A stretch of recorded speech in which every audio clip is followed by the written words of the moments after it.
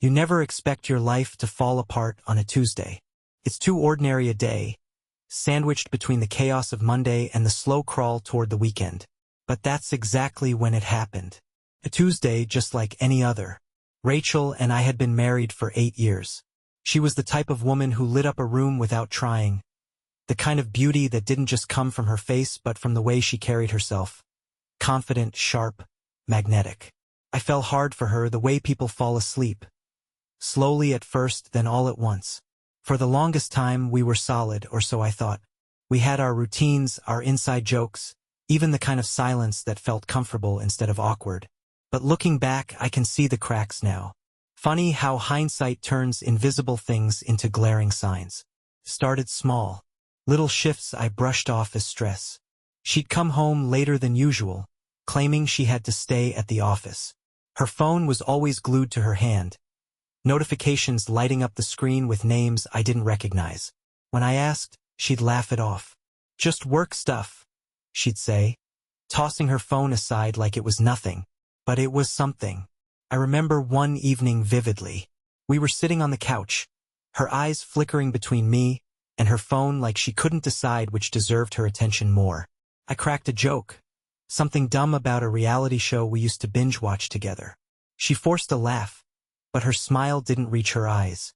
That's when the shift settled in my chest. A weight I couldn't name yet. I tried to convince myself I was imagining things. I blamed her distant mood on work stress, the colder nights on busy schedules. But deep down, I knew better. You can't live with someone for nearly a decade and not feel when something's off. I just didn't know how far off it really was. Not yet. After that night on the couch, the feeling didn't go away. If anything, it grew. Like a splinter lodged under my skin, small but impossible to ignore. I told myself I was overthinking it, that every couple goes through phases. We get busy, life gets in the way. But the gut doesn't lie. Rachel became a ghost in her own home. She'd leave early, come back late, always with an excuse lined up before I could even ask. Meetings ran over. Traffic was terrible. She'd forgotten her phone in the car when calls came through at odd hours. One night, she got a message while we were having dinner. Her phone buzzed on the table, the screen lighting up just enough for me to catch a glimpse of the name. D. That was it. Just an initial. She snatched the phone up so fast you'd think it was a grenade about to go off. Work? She muttered, standing up and walking out of the room to answer. I stared at her half-eaten plate, the fork resting neatly where she'd left it, and felt something twist inside me. Not anger, not yet. Just confusion. Later that night, when she fell asleep, I did something I'd never done before. Picked up her phone. Her password had changed. I stared at the screen, the lock mocking me with its silent refusal. She'd never had a password before, or if she did, she'd always shared it with me. Not because I asked, but because there was nothing to hide. Now, there was something. I didn't sleep much that night. I lay beside her, listening to the even rhythm of her breathing, wondering when exactly she'd become a stranger. The next day, while she was in the shower, I tried again. This time, I guessed her password. Our wedding anniversary. 4 digits. It didn't work. That hit harder than I expected. Not just because she changed it, but because she didn't even bother using something sentimental. Something tied to us. That's when the seed of suspicion sprouted roots. I didn't know what I was going to find, but I knew I couldn't ignore it anymore. The next few days felt like walking on glass. Every word, every glance, every casual touch sharp enough to cut. Rachel acted normal, or at least what had become her version of normal. Distracted smiles, quick excuses, and the faint scent of a different perfume clinging to her clothes. One I never bought her. I became someone I didn't recognize. Watching, noticing, cataloging every detail. One evening, she came home later than usual. Claimed she'd been at a networking event. She said it like it was nothing, but her tone was too rehearsed, like she'd practiced it in the car. I nodded, pretending to believe her, pretending I wasn't drowning in doubt. When she went upstairs to shower, I slipped outside to her car. I wasn't even sure what I was looking for. Some kind of proof, I guess. Anything to confirm the suspicion eating away at me. Her purse was on the passenger seat, but I didn't touch it. I wasn't ready to cross that line yet. Instead, I checked the center console. Nothing but receipts, spare change, and a crumpled napkin with a faint lipstick stain that wasn't her shade. Then I opened the glove compartment.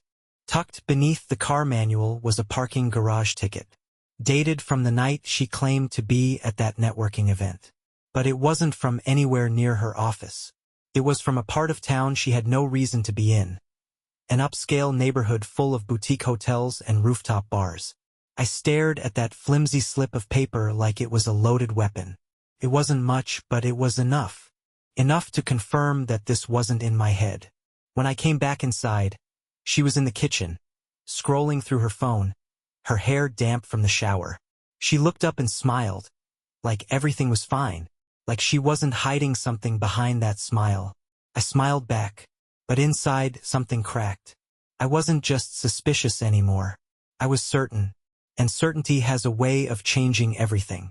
Certainty is a strange thing. It doesn't bring peace. It sharpens you, makes every word feel heavier, every silence more loaded.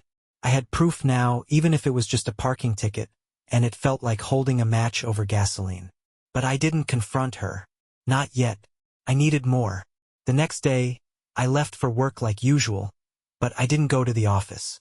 Instead, I parked a few streets away from our house and waited. Hours ticked by, the sun crawling across the sky as I sat there in my car, feeling like a stranger in my own life. Around 10 a.m., Rachel left the house. She was dressed like she always was on her work-from-home days, casual, but too polished for someone who was supposedly just staying in. I followed. She didn't head downtown like she said she would when she claimed she had meetings. She drove across the city, right back to the same neighborhood from the parking ticket. She pulled into the garage of a boutique hotel. No hesitaste. Like she'd done it 100 times. I parked down the street, heart racing like I was the one doing something wrong. After a few minutes, I got out and walked, keeping my distance. She met someone in the lobby. I couldn't see his face clearly from where I stood, hidden behind a pillar, but I saw enough. The way she smiled at him. Not the polite smile she'd given me lately, but the real one, the one I thought was mine. They didn't waste time. He put his hand on the small of her back, and they disappeared into the elevator. I stood there, frozen, as the doors slid shut. It's strange how quiet betrayal is.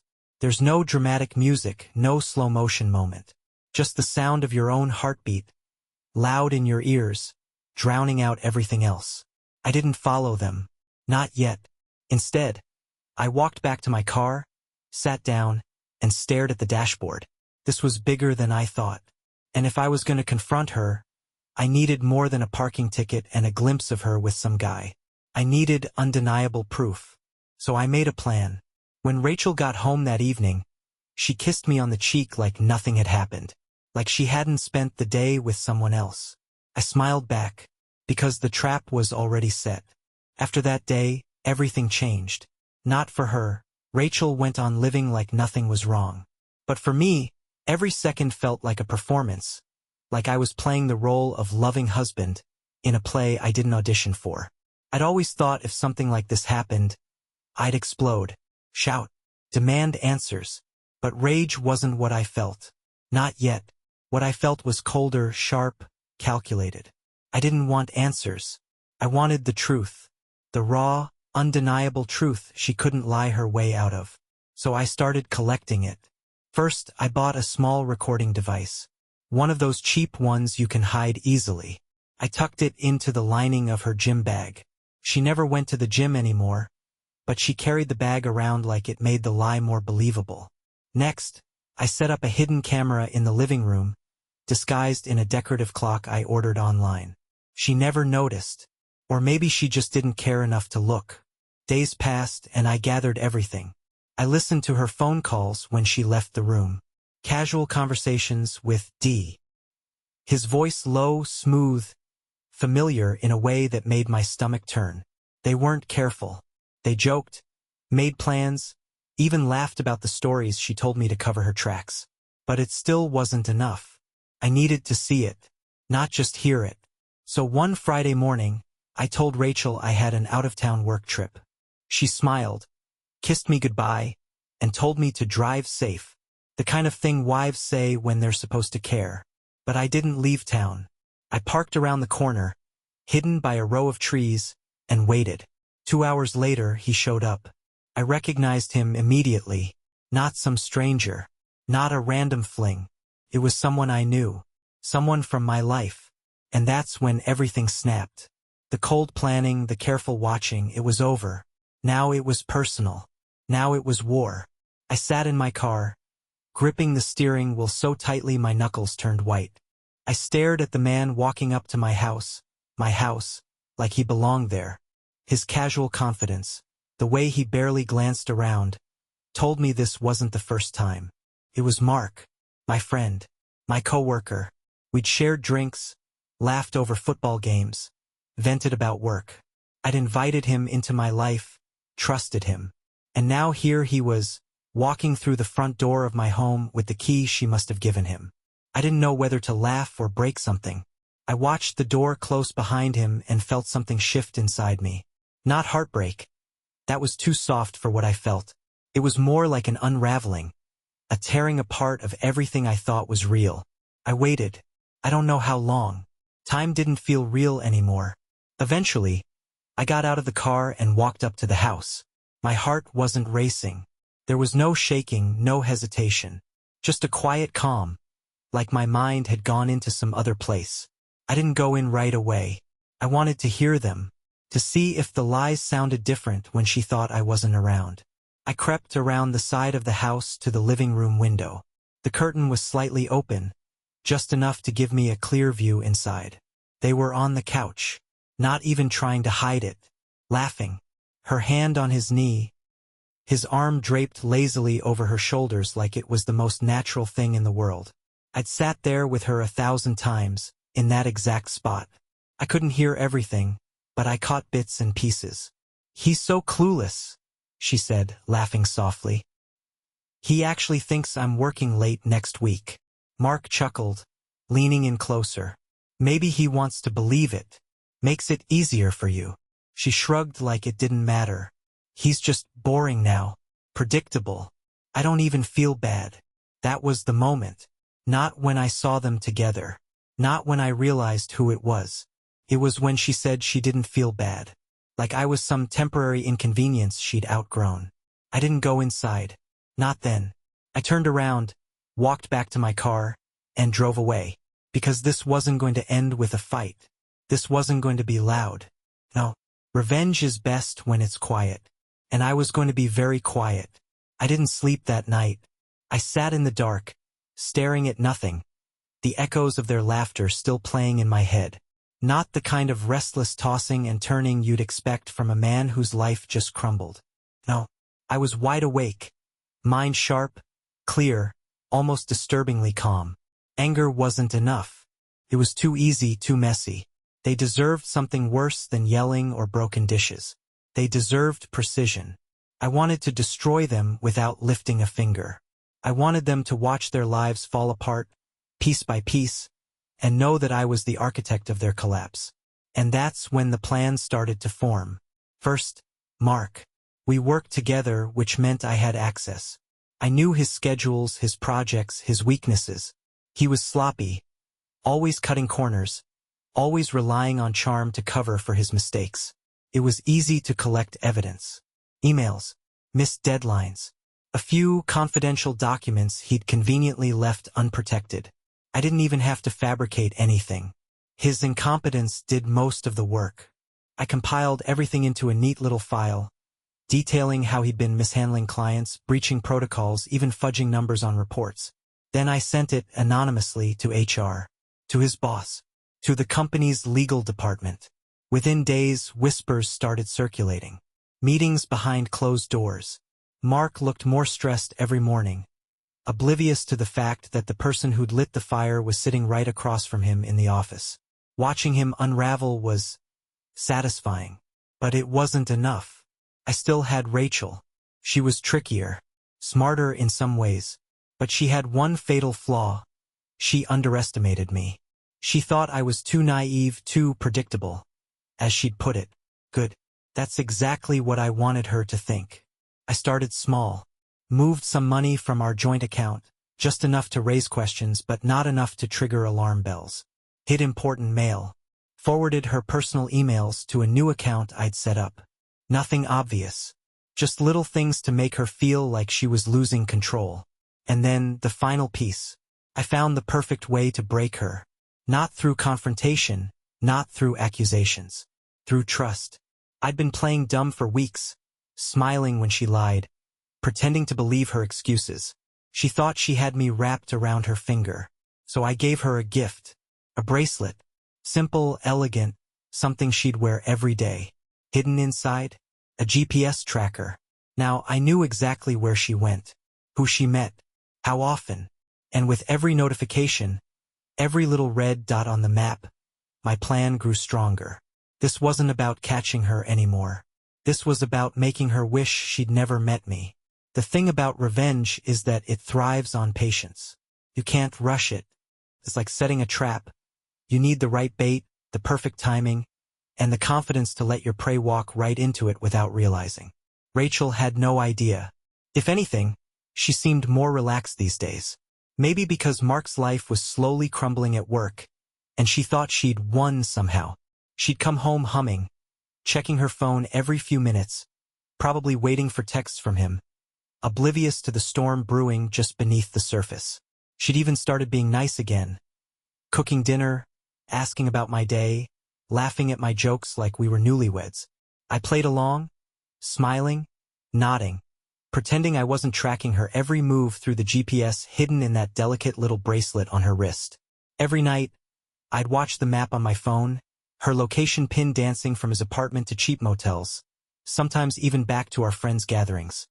Places where she'd smile in my face while secretly planning her next escape. But the real fun started when I added another layer to the game.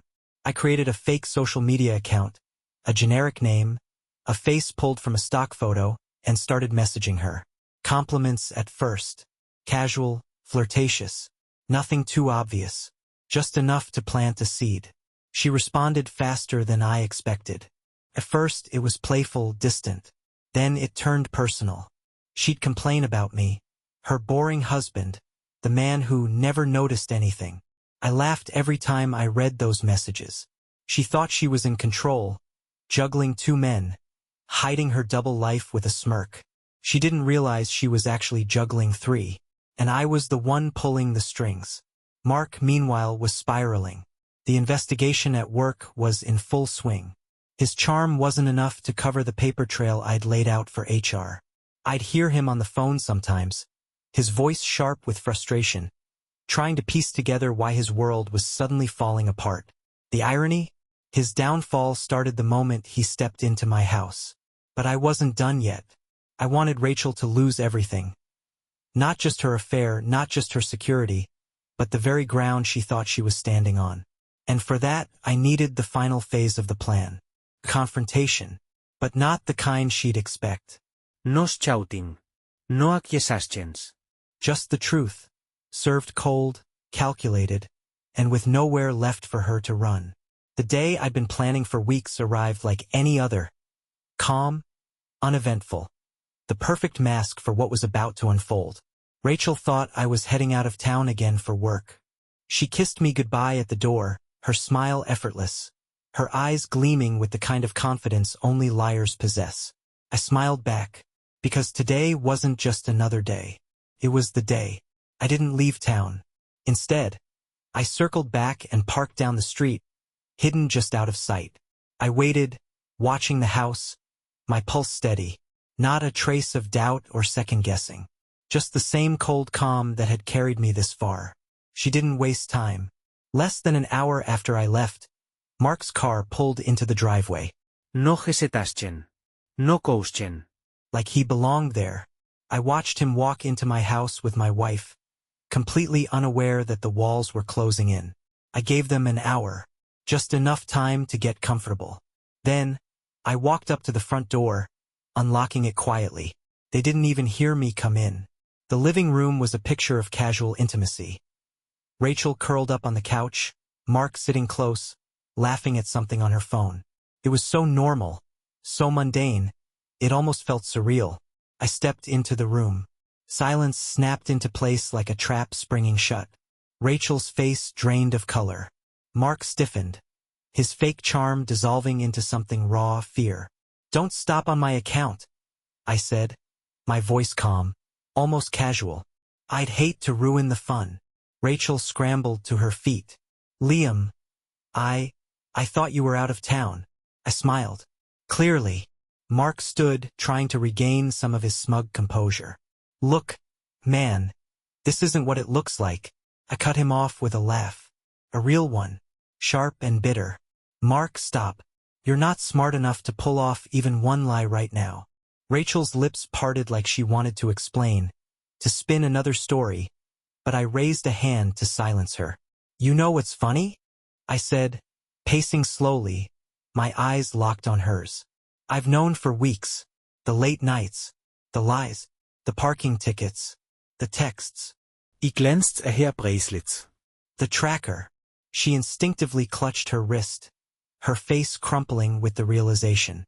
Mark looked confused, which wasn't surprising. Intelligence was never his strong suit. I continued, my voice low but steady. "I've watched every step you've taken, heard every word, read every message, even the ones where you called me boring." Rachel's knees buckled slightly, and she sank back onto the couch, her face pale. But I wasn't done. I pulled out my phone, opened the file I'd been compiling for weeks, and tossed it onto the coffee table. Videos, recordings, screenshots, a digital graveyard of their affair. Mark stared at the screen, his face draining of color as he realized what it meant. "Your career's gone," I said, my voice a whisper now. "The company knows everything. They're just deciding whether to fire you quietly or make an example out of you." He swallowed hard, his cocky demeanor shattered. Rachel's eyes darted between us, her mind racing, searching for an escape. But there wasn't one, because this wasn't about yelling. This wasn't about getting answers. This was about watching them break. And they were breaking beautifully. "I don't need to scream," I said quietly, leaning in just enough for Rachel to hear. "Because this isn't the worst day of your life." She blinked, confused. "It's just the beginning." Then I walked out, leaving them in the wreckage. I didn't slam the door. I didn't have to. I didn't look back as I left the house. I didn't need to. The damage was done, the seeds planted, and now all that was left was to watch them rot. I drove to a small cafe downtown, found a seat by the window, and ordered a coffee I didn't even taste. My hands didn't shake. My heart didn't race. There was no cinematic rush of adrenaline, no overwhelming flood of emotion. Just silence. And in that silence I felt free. But the best part? The real masterpiece of it all hadn't even begun. Mark was the first to fall. A few days later, word spread around the office like wildfire. He'd been fired, escorted out by security, no fanfare, just a cardboard box with the remnants of his career inside. The company didn't even bother with formalities. The evidence I'd sent was airtight, leaving no room for denial or damage control. I made sure he didn't get a glowing recommendation either. Sent a few anonymous emails to companies in the industry, sharing concerns about his work ethic and professionalism. I wanted his name to be a stain, not a stepping stone. Rachel was different. She tried to reach out at first. Calls, texts, voicemails filled with desperate apologies and half-hearted excuses. I didn't respond. Not once. Instead, I sent her a message of my own. A simple envelope, slipped under the door of the house she used to think of as hers. Inside was a single sheet of paper. "I want a divorce." No explanations. No emotional outbursts. Just the cold, legal reality she couldn't avoid. She spiraled. Friends started reaching out. Mutual ones who'd been oblivious to what was happening. She must have tried to spin her side of the story, but the truth was already out there. I'd made sure of it. Quietly, subtly, like a shadow following her wherever she went. The affair wasn't just a personal betrayal, it was social ammunition. I'd leaked just enough to mutual acquaintances to ensure she couldn't rewrite the narrative. No one likes a cheater, especially one who lies with a smile. I found out she'd moved into a small apartment on the other side of town. Mark wasn't with her. Surprise, surprise. Turns out, their passionate connection didn't survive unemployment and public humiliation. And that was the beauty of it. I didn't just catch them. I unraveled them, piece by piece, brick by brick, until they had nothing left but the wreckage of what they thought was untouchable. And me? I was just getting started. Rachel didn't give up easily. After I served her divorce papers, she tried every trick in the book. First, the apologies. It was a mistake. Liam, I wasn't thinking routine. I ignored it. Then came the deflection. You were distant. I felt lonely. We stopped feeling like us. As if her betrayal was my fault. As if I had forced her into another man's arms. When that didn't work, she switched to anger. You ruined my life. Do you think you're some kind of hero? No, Rachel. Not a hero. Just a man who refused to be made a fool of. She had underestimated me from the beginning. Thought I was weak. Thought I'd break down. Cry. Beg her to stay. She thought wrong. I wasn't interested in fixing things. I wasn't interested in her pain, her regrets, her sudden realizations. I was interested in finishing what I started. And that meant making sure she walked away with nothing. See, Rachel never paid much attention to our finances. She liked the comfort of knowing things were taken care of, the security of never having to check where the money was going. So while she was busy sneaking around with Mark, I was busy transferring assets, closing joint accounts, and making sure that when she finally turned around, the safety net she thought she had was gone.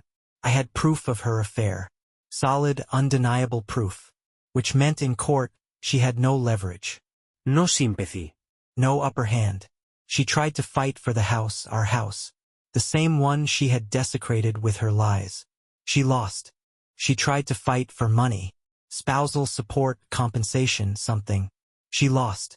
The judge took one look at the evidence, at the methodical way I had dismantled her life, and saw exactly what I wanted him to see. A woman who had burned everything good she had and expected to be rewarded for it. Instead, she walked away with nothing but regret. And me? I walked away clean. No anger. No resentment. Just the satisfaction of knowing I had given her exactly what she deserved. But I wasn't done just yet. There was still one more thing left to do. A final, brutal cut. And this one was going to be personal. I'd taken everything from Rachel. Our home, financial security, even her social circle. But it wasn't enough. Not yet. Because despite all that, she still had one thing left. Her pride. She could pretend she was fine, post carefully curated photos online, fake smiles with new friends. But I knew underneath it all, she was clinging to the illusion that she could rebuild, that she could move on without ever truly facing the wreckage she'd caused. I couldn't let that happen. I knew Rachel's biggest fear wasn't losing me. It was losing control over how people saw her. She thrived on perception, on being the woman who had it all together. The charming wife. The successful professional. The one everyone envied. So I decided to take that too. Mark had already been crushed. But there was one final nail I could drive into their coffin. I reached out to his fiancée. Yes, he had one. The woman he'd conveniently forgotten to mention while he was busy destroying my marriage. Her name was Elise, and I found her through a little digging. Old photos, tagged posts, fragments of a life Mark had tried to bury under his lies. She responded to my message faster than I expected. We met at a quiet cafe, neutral ground. She was sharp, composed, but there was an edge beneath her calm. The same edge I'd felt the moment I discovered the truth about Rachel. I didn't waste time. I laid everything out. The affair, the timelines, the evidence. Photos, screenshots, recordings. A meticulously curated dossier of betrayal. She didn't cry. She didn't scream. She just sat there, flipping through the pages, her face growing colder with every detail. When she finally looked up, her expression was razor-sharp. "Thank you," she said quietly, and that's when I knew. She was going to do exactly what I hoped. A few weeks later, the final blow landed. Rachel showed up at my door, unannounced, her face pale and tight with rage. "You're sick," she spat, her voice trembling. "Do you know what you've done?" I just smiled. "I gave you exactly what you gave me," I replied. "A life you'll never be able to fix." Because Elise didn't just break up with Mark. She exposed him. Publicly. Brutally. Their engagement was over, his reputation beyond repair. And Rachel? She was collateral damage. No more safety nets. No more second chances. Nothing left but the hollow echo of her own choices. And me? I finally felt free. After that day, Rachel didn't come back. Not to my doorstep. Not to my inbox. Not even as a shadow lurking around the corners of my life. She was gone. But her absence didn't feel like relief. Felt like victory. The thing about people like Rachel and Mark is that they don't know how to exist without someone to manipulate. Someone to use as a prop in their carefully constructed lives. I'd ripped that away from both of them. And without their lies to stand on, they crumbled. I kept tabs from a distance.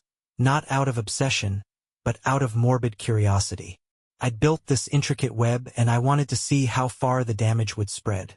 Mark moved out of state, hopping from job to job, his once confident swagger reduced to a man trying to outrun his own reputation. I'd made sure he couldn't. Rachel tried to rebuild. She jumped into another relationship within months. Some poor fool who probably thought he'd found the perfect woman. But I knew her patterns. The excitement wouldn't last. The lies would creep in. The betrayal would follow. And it did. I didn't have to lift a finger. She self-destructed all on her own. The real beauty of revenge isn't in the initial strike. It's in the slow, inevitable unraveling that comes after. The moments when they realize their lives are hollow because they made them that way. But here's the twist. The person Rachel hurt the most wasn't me. It was herself. She destroyed her own stability, her own future, her own identity. I just gave her a front row seat to the aftermath. And me? I thrived. New city, new job, new people who didn't know me as the guy whose wife cheated. I wasn't a victim. I wasn't broken. I was free. Because while Rachel and Mark were busy trying to piece together their shattered lives, I was busy living mine. No lies. No secrets. Just the quiet satisfaction of knowing that the worst day of their lives was forever. And I'd made it happen. I thought I was done. I thought I'd buried it all, Rachel, Mark, the mess they made of our lives. But revenge has a strange way of lingering. It doesn't just disappear when the dust settles. It sits quietly, like an ember, waiting for the right moment to catch fire again. That moment came unexpectedly. Months had passed since our last encounter. I'd built a new routine, carved out a life that felt untouched by their betrayal. But one evening, while scrolling through my emails, I saw her name, Rachel.